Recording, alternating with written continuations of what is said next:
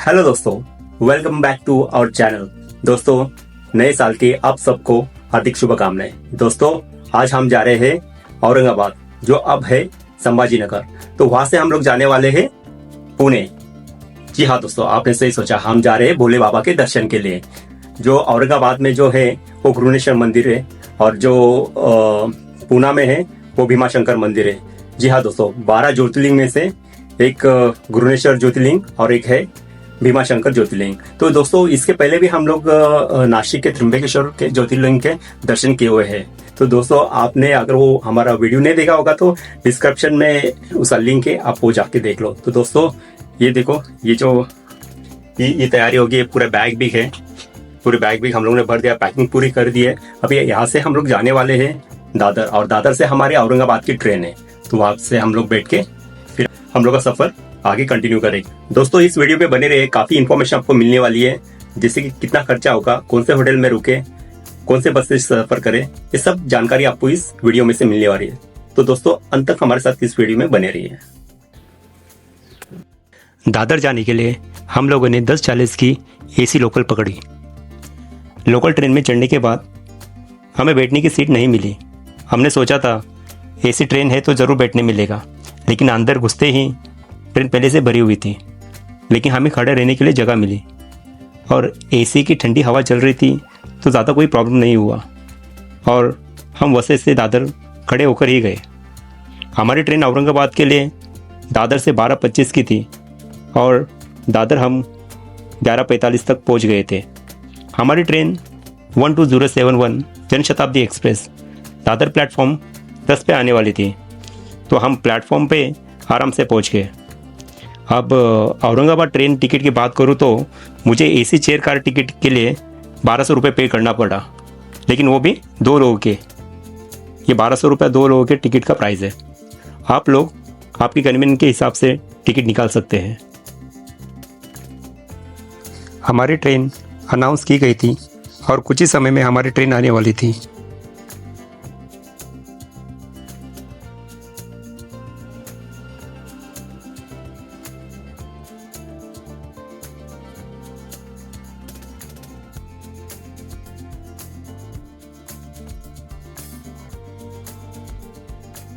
तो हम लोग जहाँ पे हमारा डब्बा आने वाला है वहाँ पे हम लोग जाके खड़े हो गए।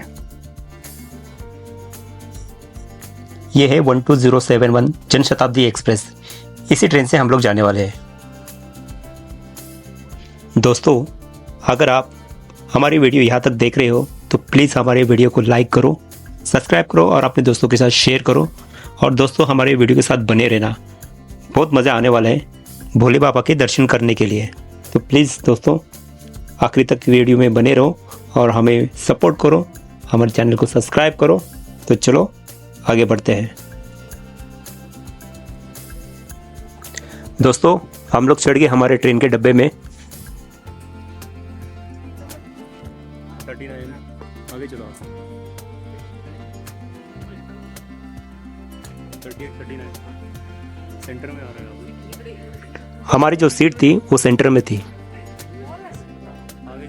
ट्रेन का डब्बा देखने में अंदर से बड़ा अच्छा लग रहा था।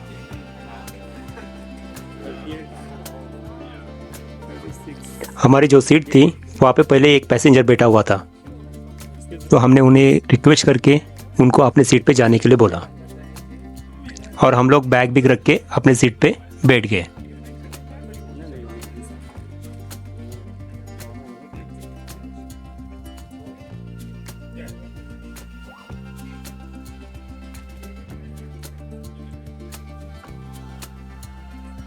आपको ट्रेन के अंदर की एक झलक दिखा देता हूँ। हमारे सामने जो सीट थी उसे देख के ऐसा लग रहा था ये बिल्कुल डाइनिंग टेबल जैसा है। सामने एक मोबाइल चार्ज पॉइंट दिया हुआ था और ऊपर की तरफ बुक रीडिंग लाइट लगी हुई थी, जो नॉर्मली फ्लाइट में भी रहती है। हमारे इस कंपार्टमेंट में एसी की कूलिंग अच्छी थी। अब फ्लाइट में बैठे हो तो आपको पता रहेगा कि बिल्कुल फ्लाइट जैसा ही लग रहा है, लेकिन इसकी सीट तो कंफर्टेबल नहीं थी, बैठने में थोड़ा सा दिक्कत हो रही थी। लेकिन कैसे भी करके 6 घंटे तो निकालने थे, क्योंकि जो हमारा सफ़र था वो 6 घंटे का था। बज गए हैं 12:30 और हमारी ट्रेन स्टार्ट हो चुकी है। तो चलो दोस्तों, सफ़र को आगे बढ़ाते हैं तो बोलो हर हर महादेव। हमने एक कॉफ़ी ली। कॉफ़ी का टेस्ट ओके ओके था और कॉफ़ी का प्राइस 20 रुपये था। आपको ट्रेन के टॉयलेट की कंडीशन दिखाता हूँ। टॉयलेट तो अंदर से साफ़ सुथरा था, ज़्यादा गंदगी तो नहीं थी, दिखने में तो क्लीन ही लग रहा था। वॉश बेसिन भी क्लीन था और नल से पानी भी आ रहा था। टॉयलेट भी ओके ओके ही था।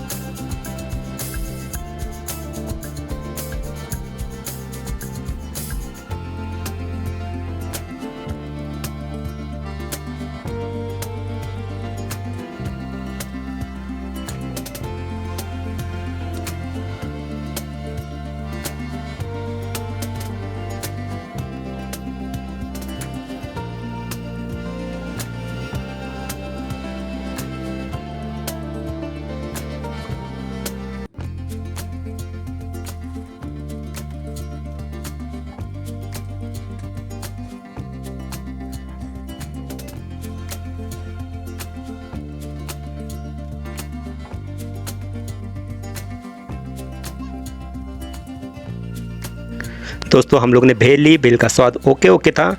एक भेल का प्राइस 30 रुपीज़ था। दोस्तों हमारी ट्रेन आधा घंटा लेट चल रही थी। औरंगाबाद पहुंचने का हमारा टाइम 6:25 का था, लेकिन हमारी ट्रेन लगभग 7 बजे के आसपास पहुंच गई थी।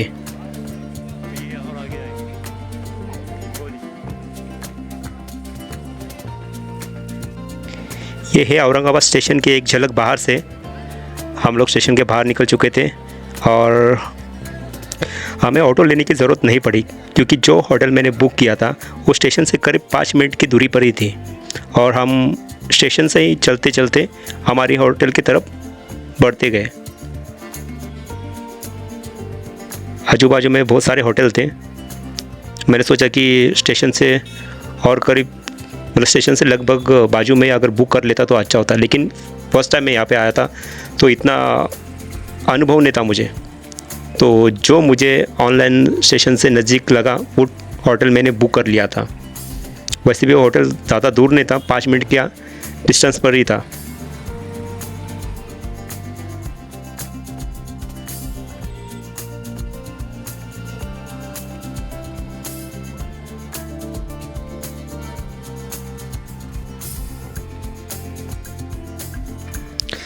दोस्तों हम लोग होटल में पहुंच गए।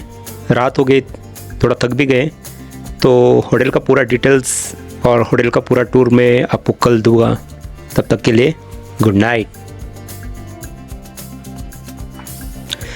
गुड मॉर्निंग दोस्तों, ये है हमारा होटल ओयो श्री माया।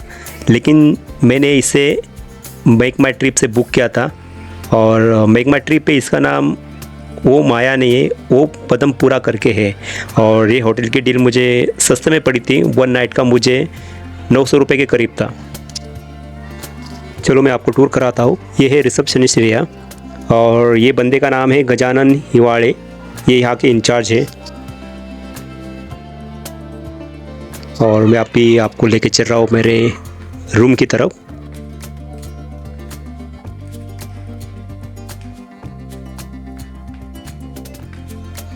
हमारा जो रूम था वो फर्स्ट फ्लोर पे था। यहाँ का एंट्रेंस से ये सब बाजू बाजू में रूम ही थे। और मेरा रूम नंबर 18 था।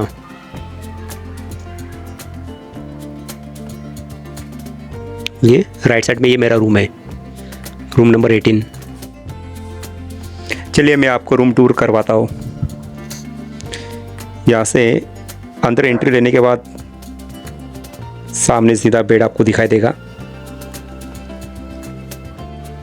और ये सामने सोफ़ा चेयर है और उसके बाजू में है कपबोर्ड। अच्छा खासा स्टोरेज है अगर आप आपके साथ में कोई लगेज बिगेज लेके आते हो तो यहाँ पे आप रख सकते हो।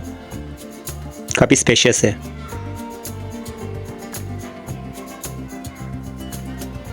और अंदर टेलीफोन की भी सुविधा है, इंटरकॉम सिस्टम दिया हुआ है। जो भी कुछ आपको ऑर्डर विडर देना तो आप यहाँ से कर सकते हो। बेड भी स्पेशियस है, चार्जिंग पॉइंट दिया हुआ है और ये सामने विंडो है, एसी दी हुई है। ये बाहर का नज़ारा, टीवी भी है और ये ड्रेसिंग टेबल टाइप मिरर विरर दिया हुआ है। और उसके बाजू में ये बोर्ड है। ये है डाइनिंग टेबल, ये है बाथरूम कम टॉयलेट, गीज़र की भी सुविधा दी हुई है।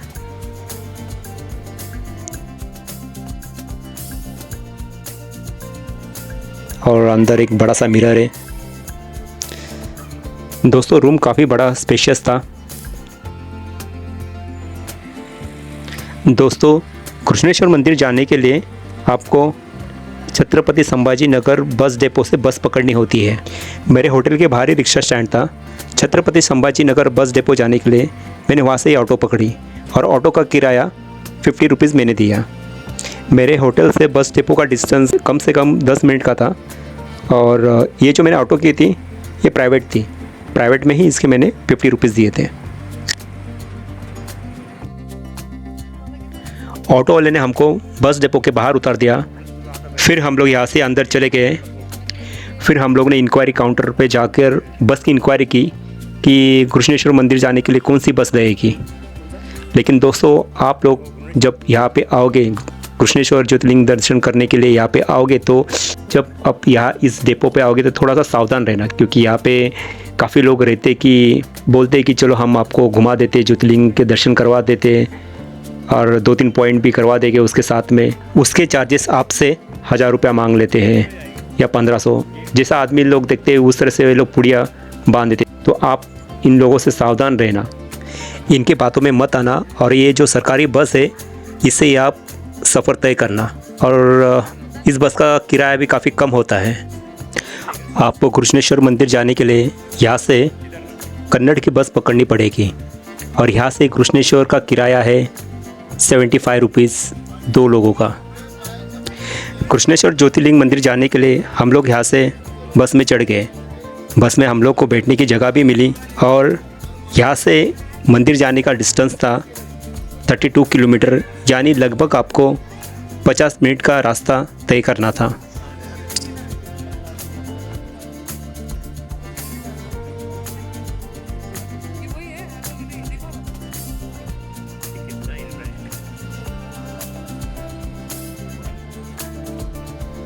दोस्तों ये है देवगिरी फोर्ट। मंदिर जाते समय रास्ते में आपको ये दिखाई देगा।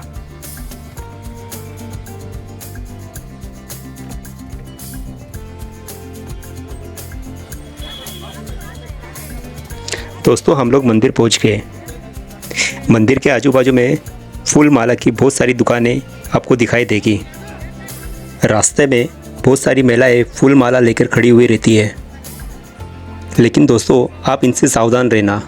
अगर आप इनसे फूल मालाएं लेते हैं शिवलिंग पे चढ़ाने के लिए तो ज़रा सतर्क रहना, क्योंकि आप फूल माला का चढ़ावा ले तो लेते हो, लेकिन जब चढ़ावा चढ़ा के आने के बाद तब ये लोग आपसे 200 की जगह 500 रुपया या 1000 रुपया ऐसा कुछ अमाउंट मांगते हैं। क्योंकि वो लोग आपको बोलेंगे हम लोग ने इस चढ़ावे के साथ, ये फूल माला के साथ आपको अलग अलग सामग्री दी थी, तो ये सब का प्राइस जोड़ के आपको 1000 रुपये तक लेके जाएंगे।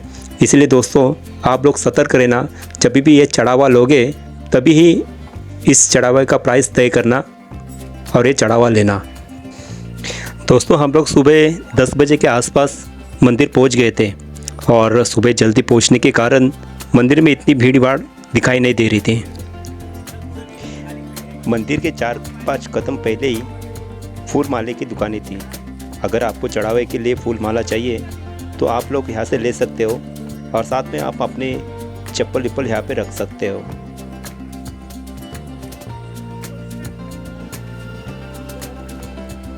थोड़े कदम चलते ही आपको राइट साइड पे मंदिर का एंट्रेंस दिखाई देगा।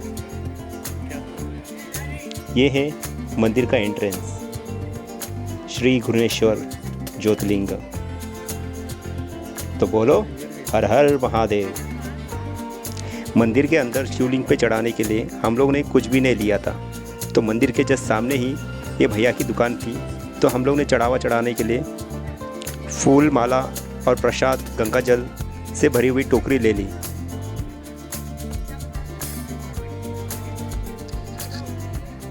और यहाँ पे हम लोग के चप्पल उतार दिए थे। काफ़ी लोग तो बोलते अंदर मोबाइल लेकर जाना अलाउड नहीं है, लेकिन काफ़ी लोग मोबाइल भी लेके जाते हैं। तो मैं देख रहा था काफ़ी लोग मोबाइल लेके अंदर जा रहे, तो मैं भी मोबाइल लेकर अंदर चला गया। ये जो चढ़ावा लिया था हम लोगों ने, इसका प्राइस 200 रुपये था। दोस्तों, आपने यहाँ तक वीडियो देखा हो तो चैनल को ज़रूर सब्सक्राइब करना और इस वीडियो को ज़रूर लाइक करना और अपने दोस्तों के साथ भी शेयर करना। तो चलो दोस्तों, हम आगे बढ़ते हैं। ये है सामने मंदिर का एंट्रेंस और यहाँ से हम लोग अंदर की तरफ बढ़ रहे हैं। और ये हम लोगों ने प्रवेश द्वार से अंदर एंट्री कर ली।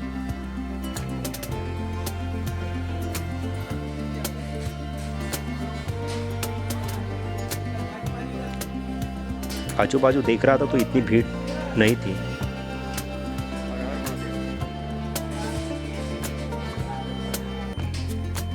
शायद सुबह का वक्त था, हम लोग जल्दी पहुंच गए थे, इसलिए शायद भीड़ ज़्यादा दिखाई नहीं दे रही थी। और साथ ही साथ में हम लोग वीकडेज़ में यहाँ पे आए थे, तो शायद इसके लिए भीड़ नहीं दिख रही होगी।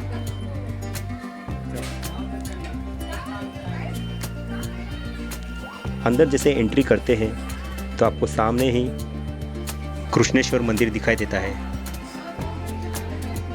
जहाँ से हम लोग चल रहे हैं।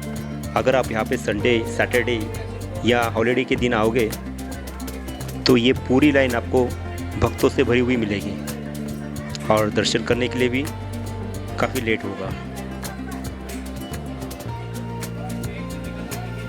देखिए, हम जहाँ से चल रहे वो पूरा खाली पड़ा हुआ है और ये बाजू में भक्तों की भी लाइन कम लगी हुई है। भक्तों की लाइन कम होने के कारण हमें दर्शन करने में भी कोई दिक्कत नहीं आई। अंदर शिवलिंग के पास बैठ के आपको पूजा करनी है तो उसका टिकट आपको 1100 रुपया लगेगा।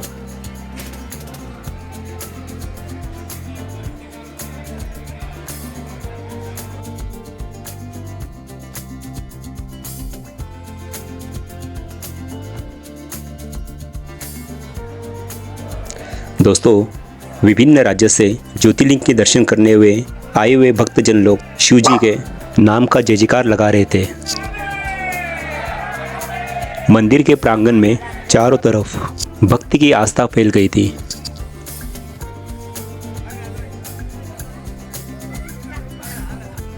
मंदिर के अंदर जाकर ज्योतिर्लिंग के दर्शन करने हैं तो पुरुषों को अर्धनिवस्त्र जाना होता है, यानी कि पुरुषों को शर्ट, टी शर्ट और अंदर बनियान पहनी है तो वो सब निकालना होता है, तभी अंदर जाकर पुरुषों को ज्योतिर्लिंग के दर्शन करने मिलते हैं।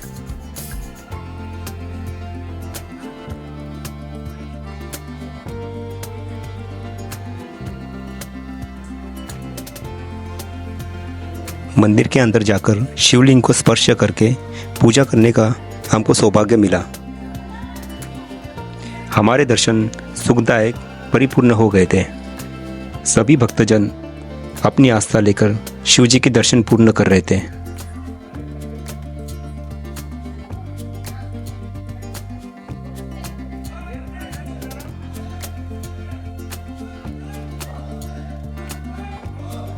हम लोग दर्शन पूर्ण करके मंदिर के प्रांगण में आए।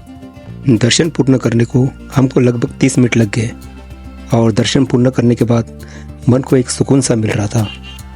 दोस्तों, कहा जाता है कि कुसुमा की भक्ति को देखकर भगवान बहुत ही खुश हुए थे और उसी स्थान पर प्रकट भी हुए थे जहां आज की तारीख में घृष्णेश्वर ज्योतिर्लिंग स्थापित है। घृष्णेश्वर ज्योतिर्लिंग को घृष्णेश्वर या घुष्मेश्वर मंदिर कहा जाता है। इसका उल्लेख शिव पुराण में भी है और ये भगवान शिव का 12वां और आखिरी ज्योतिर्लिंग है। दोस्तों, दर्शन करने के लिए हम लोग सुबह से खाली पेट निकले हुए थे। दर्शन पूर्ण होने के बाद हम लोग यहाँ पे रुद्र भोजनालय में आए।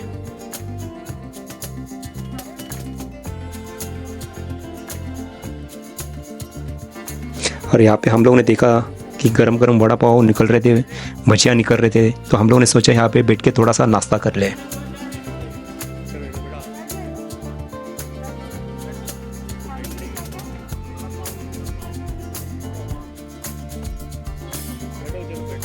हम लोग यहाँ अंदर बैठ के वड़ा पाव, भजिया और चाय के ऑर्डर किए और यहाँ से खा के फिर हम लोग आगे की तरफ निकल गए और हमारा बिल लगभग 90 रुपये के आसपास आया हुआ था।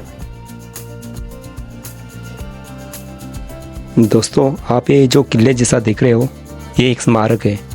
मालोजी राजे भोसले गढ़ी शाहजी राजे भोसले, इनका स्मारक है। आप यहाँ से अंदर जाओगे तो आपको दिखाई देगा। दोस्तों, घृष्णेश्वर मंदिर से लगभग 5 मिनट की दूरी पे आपको बाईं तरफ पुण्य श्लोक अहिल्याबाई होलकर शिवालय कुंड दिखाई देगा, जो कि भारतीय विरासत और भगवान शिव की भक्ति को संरक्षित करने के लिए रानी के समर्पण के प्रमाण के रूप में खड़ा है। इस कुंड का निर्माण अहिल्याबाई होलकर ने ईसा सन पूर्व 1769 में किया गया था।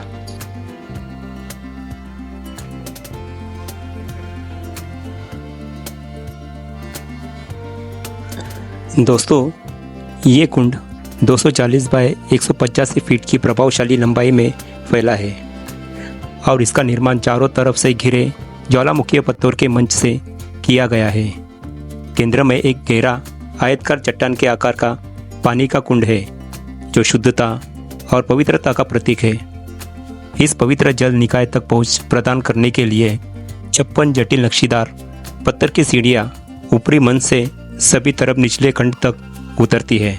यह वास्तुशिल्प विशेषता उस युग के कारीगरों के कौशल और कलात्मकता को प्रदर्शित करती है। शिवालय कुंड में 8 मंदिर है, जो भारतीय अष्टतीर्थ का प्रतीक है, जिनका आध्यात्मिक धार्मिक महत्व है। प्रत्येक दिशा को एक पवित्र स्थल द्वारा दर्शाया गया है। ये मंदिर न केवल वास्तुशिल्प के चमत्कार है, बल्कि पूरे भारत में पवित्र तीर्थ स्थलों के आध्यात्मिक अवतार के रूप में भी काम करते हैं।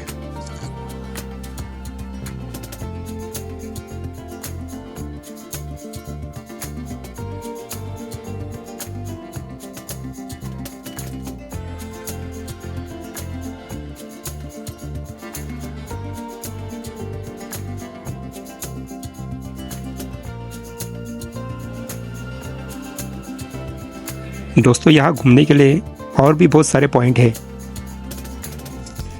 जैसे कि एलोरा केव्स, अजंता केव्स, बीबी का मकबरा, दौलताबाद फोर्ट, सोनेरी महल और पीतलखोरा केव्स।